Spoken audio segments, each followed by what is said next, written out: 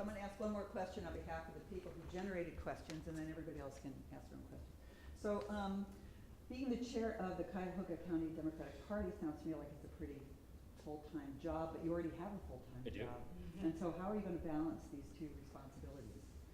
So fortunately,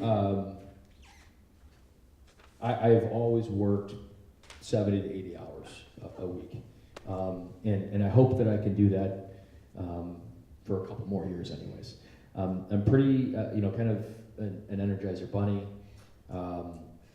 I think the way you do it, and the way I've been able to do it, is time management. I've learned that. I have a passion for this, so that keeps me going. It gives me the energy to do it. And being a full-time mayor for Newburgh Heights, my schedule is flexible. Basically, what being a full-time mayor means is I'm on call 24/7. It doesn't mean I necessarily have to be sitting in my office every day, 9 to 5. So I have the flexibility to attend meetings and go to events. And most of the organizing, and much of the organizing that does occur, is in evening events such as this. So there is that flexibility. Now, what my wife is going to say may be something completely different, but so far she's been quite supportive. Okay. Next, we'll bring your wife in. We'll ask her questions too. Okay, so we'll take questions from the floor. Anybody who has, yes? Yeah, I was interested that you said that these various affinity groups do not have a structure for expressing their opinions, but you'd like to invite them in. That sounds kind of like, oh, it could happen or it couldn't happen. I mean, what is a way to actually solicit and honor the opinions and experience of these various groups of people? So there's multiple answers to that question, and I'll try and touch on all of them quickly. Do we need the question repeated over the mic? So the question was, I mentioned bringing the affinity groups in as part of the process so that their voice could be heard. But what is a way to ensure that happens? Because there's no formal structure for that now. Is that a fair evaluation? Okay. So that's correct. There's no obligation whatsoever for that to occur right now. And if you go to my 5-point plan, it is one of the things that I think must occur if we're going to broaden the base of the county party. So as chairman, you'll get that pledge from me. That will occur. What I want to do is what I call a kitchen cabinet grading system, if you will. Candidate wants to run for judge. So we'll have an event where the Women's Caucus, the Young Black Democrats, the Young Democrats, the Stonewall Democrats will all be able to have a singular event where the candidates will come and present their beliefs, their philosophies, their questionnaire, whatever that might be, to this panel. Now, the formal endorsement process works like this.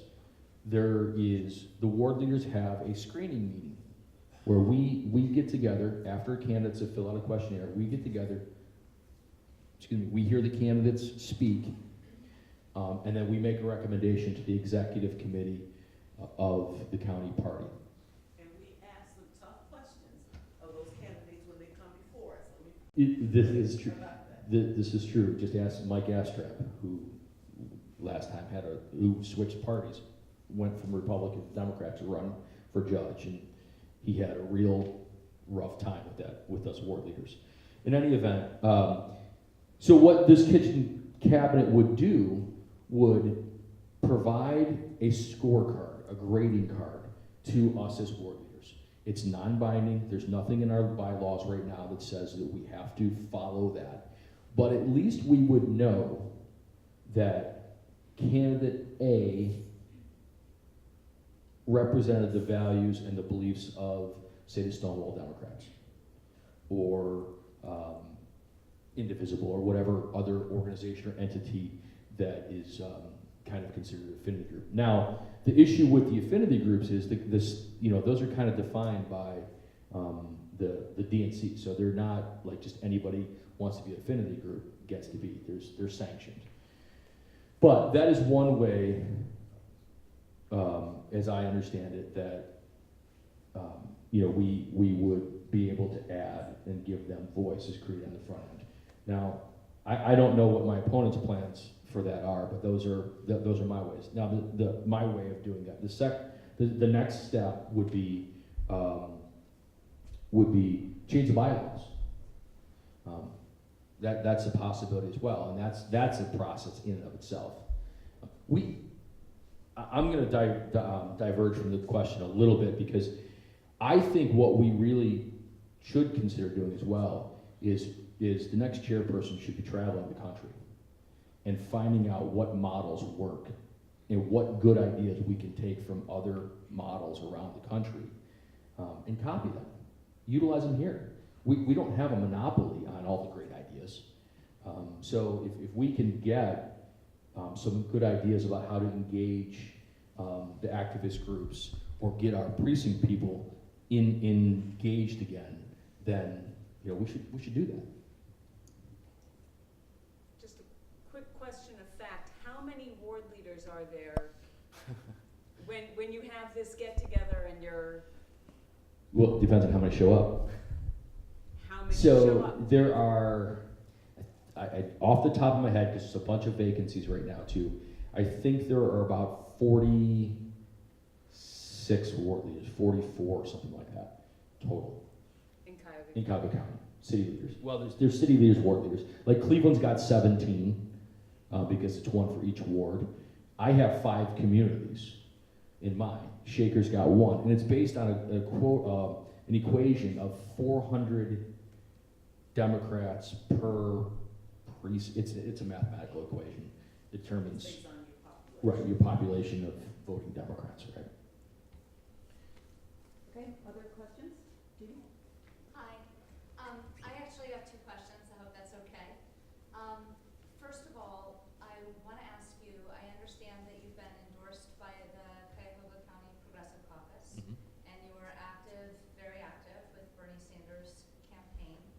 How will your endorsement by the Progressive Caucus and your activism on Sanders' campaign impact your thoughts and opinions about which candidates for other offices ought to be endorsed? Sure. That's one question. I'll have another one. All right. So let's be very clear about this. My candidate of choice for president in 2016 was Martin O'Malley. That's who I thought was. I thought gave us the best opportunity to win. Obviously, he was out of the primaries very early, and I did end up supporting Bernie Sanders in the primaries. And when he lost and we selected a nominee, I backed Hillary Clinton. She was our nominee. That's who I supported. That's who I campaigned for. In fact, I had, on multiple occasions, had to send people to headquarters to get lawn signs because we couldn't get them. One of the stories I tell about the Democratic Party here is, so as the city leader for independence, it covers independence. I called the precinct person. I said, hey, listen, I need you to put 20 Hillary Clinton lawn signs up. And they said, listen, I don't do that. So that's kind of part of the issue, is that some of our precinct people are no longer participating in the process. So the Progressive Caucus has endorsed me, and they've decided to support me. I am a Democrat. I'm a liberal. I've been a Democrat 25 years, dating back to 1992 when I could vote for the first time and participate in the campaign. If Bernie Sanders wants to be a Democrat, he needs to say, I'm a Democrat. There are members of the Progressive Caucus that are Democrats. This isn't a, we need to be very careful, it's my view, that we don't grow our party by excluding people and by, because by and large, most of the membership of the Progressive Caucus aligns with the issues that we, as Democrats, agree with. The difference is they want to go 0 to 100 yesterday. And the reality is that, you know, politics is a progression. It's sometimes, and this is one of the things about Hillary Clinton that I actually agreed with. In most cases, it's got to be incremental progress and change, because the electorate, by and large, just isn't going to go 0 to Medicare for all. All right, so let me ask a more direct question. Sure. If we have a Democratic candidate whose values do not reflect the values of the Progressive Caucus, could you still support that candidate? Well, listen, absolutely. I think there's a huge chunk of the Progressive Caucus that did not support Hillary Clinton in the general election. I think that's probably true. I mean, I have no way of parsing the numbers, but I think it's probably true. I did. I supported Hillary Clinton. I was the one out putting up the lawn signs. We were knocking on doors. My community, Hillary Clinton won my community. Most of the communities around me, she didn't. She wasn't successful.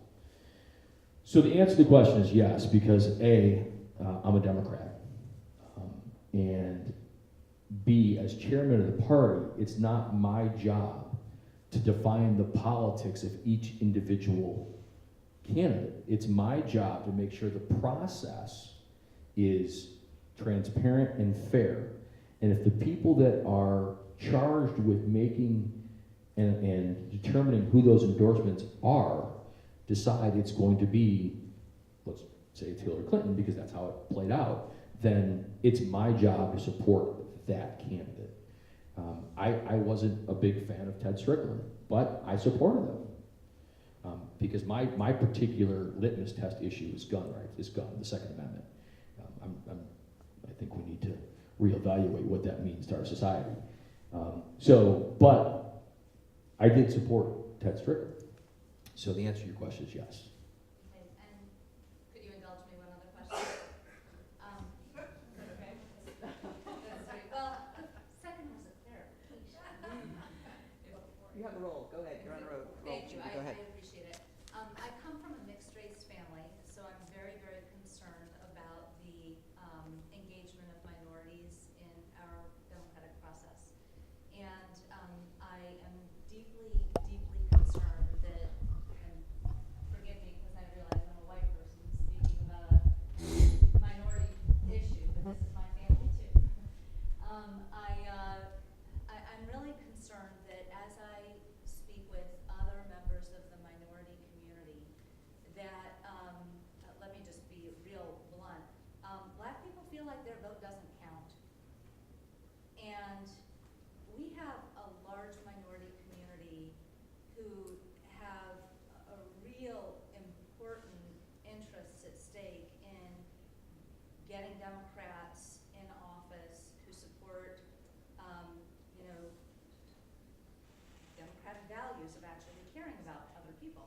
So my question for you is, how do we re-engage our minority voters and help them have faith that, yeah, you should show up to the polls because, yes, your vote will count?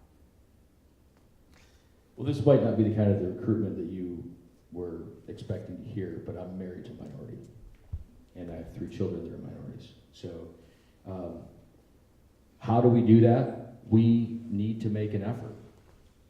My wife is a Latina, and she's an Air Force veteran, and she is really, it's been an education learning from her about the disengagement of people of color. I mean, there's no doubt about it. And the Democratic Party has been guilty of it themselves in the past. So how do we do it? I think what we need to do, particularly in this county, where better than half of the Democratic vote comes from minorities, we need to make sure that we've got a process in place where our leadership is diverse. So one of the things that I would commit to is hiring a staff at the party level that is diverse, that is from the kind of communities that we need input from about how do we re-engage. So there's a sense of trust in what we're doing as Democrats and meeting their goals and their agendas for their communities. So I think that's a big step, is making sure that there's genuine engagement as opposed to lip service. There was a young woman all the way in the back. She's got her hand up. All the way in the back, so yeah. I have two questions. How do you create, someone just mentioned a conversation about minorities not voting, but there are a lot of people who didn't vote. Yeah.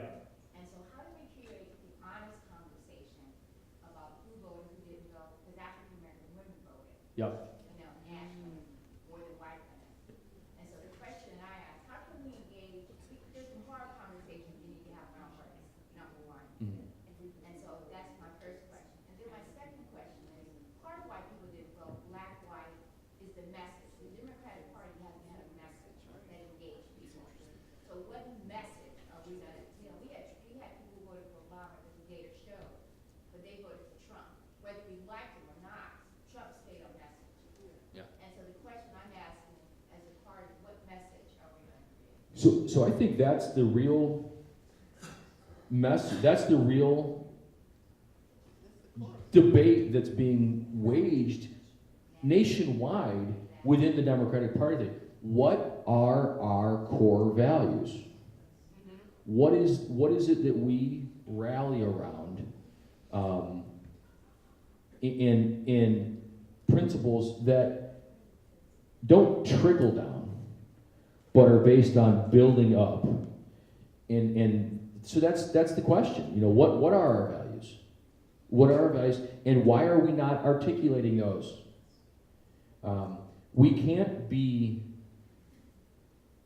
the Republican light party and expect the disenfranchised membership of our party to stick with us. They're not going to. And I don't know how this is going to fly in Parma, but I don't think we're bringing white men back to the party either. By and large, not everyone, but by and large, there's a real challenge because our message, it goes back to race. I think that was the real challenge. There was blowback against 8 years of President Obama. If we're going to be honest about it, there was blowback of 8 years of a really good president, actually, you know. But you never know that if you watch Fox News. There was blowback for 8 years, so it's going to take us more than one election cycle and it's going to take us more than Trump is bad. Okay, we know Trump's bad. That's pretty obvious to see. But what are we offering to replace that? You know.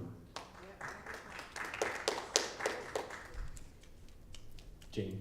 Could you just clarify? You Yeah. said we can't be the Republican light. I was just party, and I just wanted you to clarify. Well, I mean, I think there's a sense of some of the economic policies that we followed or that were presented aren't really about building up people from the basic level.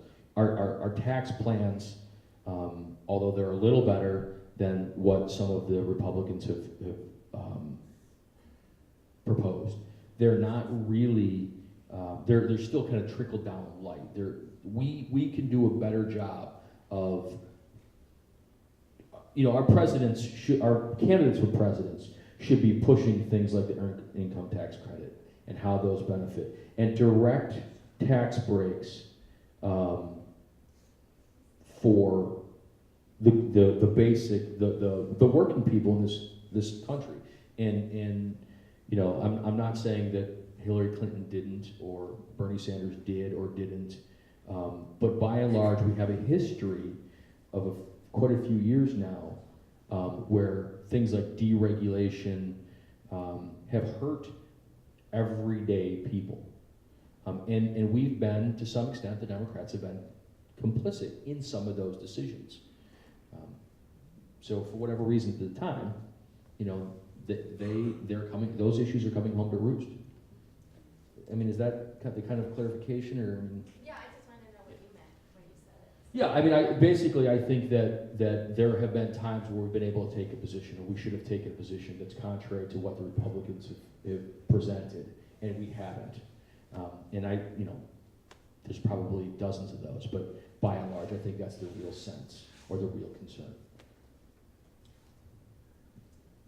Yeah. One right behind you.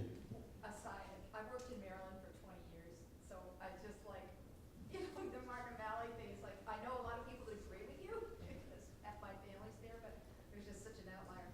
But my question is about dissonance, and it kind of is an extension of questions other people have answered, but having heard David Pepper speak and talking about how much dissonance he had as the Ohio Democratic chair with the DNC over how to campaign, how to go out, do we go grassroots, do we go, mainstream, or whatever. And then to have it, at the end, I know my kids are in the 35 to 40 year, and so many of those kids went Bernie, and then they wouldn't vote when Bernie didn't get the nod. And how are we gonna, not let, that was just part of what killed us last time. How are we gonna, not within local parties, state parties, with our relationship with national, make that never happen again? If you had the answer, if I had the answer. You So I think part of it is a consistent engagement at the precinct level and the ward leader level of the county parties, organizing our neighborhoods so we know who our voters are, and we can get on the phone and say, listen, I know that your candidate didn't win the primary, but we have a bigger picture here. We have a there's a higher bar that we've got to meet. Other than our own particular interest on that issue. I think the best answer probably to that question is sitting in the White House. This is what happens when you keep your ball and stay home. You can't, the stakes are too high. We're going to have a Supreme Court that, holy moly, it's just, we're looking at 30 or 40 years of just awful decisions. We did not present that message. I agree, right, I agree. We didn't present our message. So I think part of that answer is consistent engagement, and we don't, the Bernie supporters that would not come along and would not, I don't have an answer for that. I don't know why. I don't know why they didn't do it. There was a hand up in the back. It's been up for a while. Yeah. Question. Selected as chairman, all summer long I've been at events, worked at board elections. I have not seen the party at any of them also. And that engagement you're talking about, engagement starts now for 2018. Yep. Because when January hit, there's no longer any direct engagement. So if you were a chairman selected tomorrow, what would you do?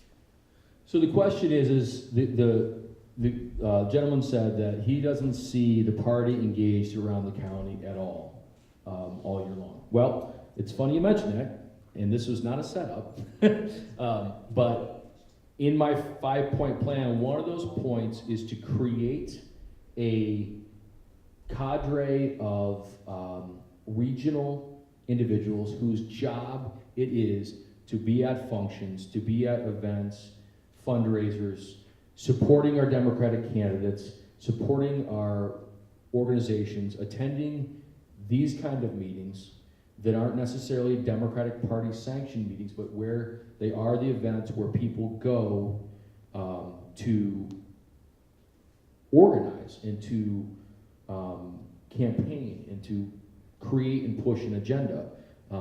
So one of those things I would do is I would create 5 or 6, maybe 7 positions that would work directly with the city leaders to find out and to know where they needed to be so the county party is tangible. You can touch them. There's somebody there you can talk to. Because the city leaders are generally, most of us are part-time and we're volunteer and we can't be everywhere all the time. So we gotta help the structure that we have reach out and touch you. If the idea that people are going to come to us is, I mean, they're not coming to us. We got to go get them.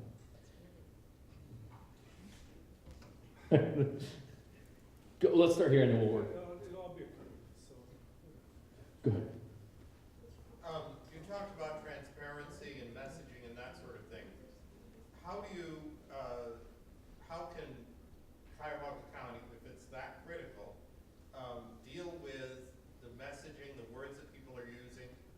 You said deregulation, for example.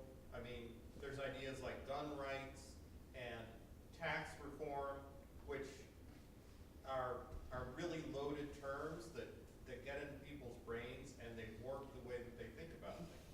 I mean, Frank Luntz basically inhaled Orwell's explanation of Newspeak and spat out a whole bunch of buzzwords that are making it impossible to explain what progressive ideas are. So, I mean, we don't even have the words sometimes to explain things. We have people who have progressive values, but they almost can't say them. Mm-hmm. I mean, you can't, I mean, if one person is talking about tax reform and you're saying, well, we're against tax reform, that doesn't help. You can say we're against cutting taxes, but if you say we're against tax reform, that makes it sound like you're against Tax government. Right. So how do we deal with that? And, you know, Cuyahoga County being a big part of, you know, progressive politics 100 years ago, that's one of the things that people like Tom Johnson took hold of. Yeah. We are for policies that help everyday people. No, I mean, How do you change the words that people say? so I mean, You're going to be dealing with a lot of candidates and Mhm. precinct leaders. How do you say, don't talk about tax reform? yeah, I mean, I don't think we as a party necessarily have the ability to dictate what people say. I mean, we just don't. We have a real problem in this country, not just this county, but this country, that is essentially what you just said. There is a real aversion to the facts. People don't want to sit and listen to data and to a long explanation. They just don't. I don't have the answer to your question specifically, but I think that one of the things that we can do is continue to insist that ideas that are not based in reality, are not based in fact, they may sound good, but they're not going to help you. So if we're going to have a conversation about tax reform, let's have that conversation, but let's have it in a way that you show me what your data says, and I'll show you what reality is, or what my data says, and you can compare for yourself. But so the answer is, I'm not sure that there's a real solution that the Cuyahoga County Democratic Party, can create or message. But it's not about, I mean, facts are important, but what I asked about wasn't facts, it's framing. And the fact that you're kind of at sea about it is worrisome. I mean, we have to deal with framing. That's the message, Yeah, frame. I understand. There are, I mean, the number of issues are endless. This goes back to the question that I was mentioning or discussing earlier about what are our core principles. Let's figure out what those are. Let's figure out what it means to be a Democrat. And then I think you can message from there. You can define your message around those core principles. But if we literally try to frame a message on every issue that's important to the Democratic Party, we're gonna get lost in the weeds. So let's take two more questions, and then we can wrap it up and be a little bit more informal. You had a question? Okay. I'm Dave Forts from Beechwood, and kind of an activist. I've been working with Indeed and going to the marches and all that. But during the campaign, of course, I did work for Hillary, but I did go to Parma, and I went door to door, and I didn't follow the party instructions. I talked to everybody. And that's after I'd spent quite a bit of time working with GCC and the party, talking to each other. And I thought the best thing to do was to go to Parma. So to let you know where all the yard signs went, I sucked them up. And I was handing them out door to door in Parma. And when I found out that I was getting a positive response from 15, 20% of the people, I actually stood on the street corner in front of the party office on Ridge Road, where a lot of rush hour traffic was stopping at the light, and I was handing out Hillary signs to people who stopped their cars, opened the window, and let me push it in, and I was able to hand out 20 signs an hour. But nobody was talking to these people. My question is, when are we going to stop talking to each other and start talking to the people that we can influence? I know I had at least 10 or 15% effectiveness. Yes, people driving by, a good day was when I had more thumbs up than middle fingers. but 15, 20% of the people, and it was not just women.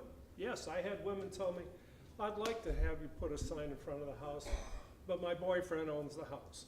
But I had another woman say, yeah, my husband won't like it, but go ahead and put a sign in front of the house. And as I was working across the street, this husband came home and said, what's that sign doing in front of my house? I said, your wife said it was okay. I said, all right. There was a lot of mixed reactions. But a lot of Republicans were reasonable, but nobody was talking to them. We were all here on the east side talking to ourselves. So my question is, when are we going to go out and talk to the people we can have an influence over? So the question is, when are we going to, as a party, go out and talk to the people that we need to be talking to? And I think that it's somewhat of a valid point. We are not clearly, as an organization, we need to build our apparatus and we need to become a campaign organization. We are right now a structure that is essentially a set of rules. We go throughout and we do some endorsements, and some of our organizations, I know Shaker Heights Dems are really active, East Cleveland Democrats are really active, Lakewood Democrats are really active, and then there's some various ward clubs and organizations around the county that are pretty active, but by and large, as a whole, we don't consistently reach to the voters, and the way we do that, and the way we're going to do that, is through getting back to supporting our precinct people and our neighborhood organizations so that we can knock on doors, we can directly reach out, we know who our neighbors are, we can campaign, we can call somebody and say, we need you to put 50 yard signs up tonight. And then that person gets on the phone and starts making phone calls and makes that happen. So it's about creating an organizational structure and county-wide, there are certainly anecdotal situations where people do a good job of this. But county-wide, we need to have a political apparatus that supports our city leaders in making sure that gets done. The other, this touches base on the question the gentleman here asked about messaging as well. That's also the value of a seasoned political field director as well, is to help with that messaging issue, and why we need to have some of that experience here. So I think that's kind of an answer, part of the answer that you're talking about, getting an organization in place. Just one more question, and then Trevor will be here. We have the room until about 10 to 9. We have to be out the door at 9 o'clock. We'll break up into our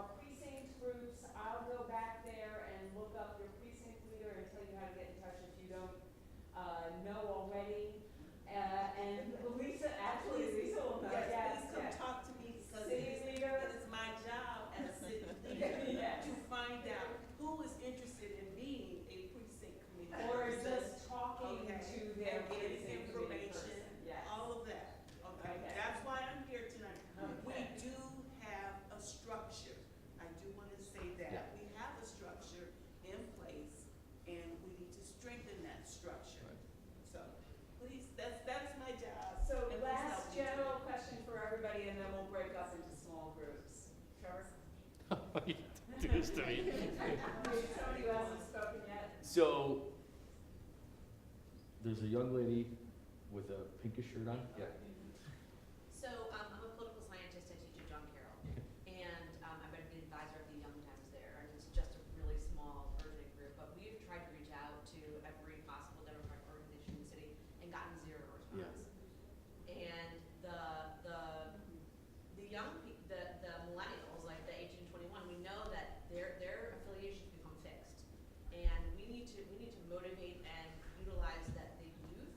They have energy to canvass, to do voter registration, and I feel like that is a completely overlooked and ignored group. And I'd like to know how. I looked at your 5-point plan, and a lot of it is, and I appreciate putting it out there. A lot of it is I'm going to look for established leaders. I'm going to look for people, activists already. But how are you going to identify folks that aren't already active, don't know that this is what they're going to do, or their passion? I mean, how are you going to reach out and find people who already aren't doing it but want to do it? Well, so you touched on a part of it, and that is there is a captive audience in some of the schools around the county. And by the way, the complaint that you've made is one that I've heard regularly, and it's a little bit disturbing that our office, the county office, is not engaging these folks that frankly do a lot of the grunt work when it comes time to campaign. So how do we do that? Well, let's start with returning phone calls, right? Let's as chair, part of my job would be to be in the universities, in the schools, having conversations. David Pepper, for whatever you might think of him, spends a lot of time traveling and attending meetings and talking about issues and talking about organizing the state. We can replicate that at the local level. And Lisa just nailed it. We have a structure in place that needs to be strengthened. And if we can provide additional support, it allows us to get to your school, to get to your group, and talk with those students that want to become engaged. We have a lot of open precinct seats in this county. We have a lot of open executive committee seats where there's nobody in place. But more than that, I think what we can do is campaign all year long. Because what we do now is we wait till election time and then we try to gear it up, right? We have an excellent issue right now. There's a gerrymandering issue. We need to find issues to galvanize and to energize the Democratic Party, not just the 3 months before an election, but year round. And this is something that we can engage these young students in so that they feel like they're participating in the democratic process. And that really is just going to come down to leadership that wants to engage them, that wants them to be a part of the future of the Democratic Party and give them a voice. So just add one point to that. So it shouldn't just be returning phone calls, it should be proactively making the phone calls. Sure, right. I don't disagree with that at all. Okay. Okay. Everybody, thank you so much, Trevor, for dealing with all our questions and for coming out here and showing up, because that's what it's all about. Okay, precinct captains, precinct leaders, raise your hands, maybe move over to the side. We have nice chairs over here. Everybody's got their precinct letter, or if you don't, we have the maps back there. Get to know each other, talk to each other. Trevor will come around, let them know what you thought, let them know what you think.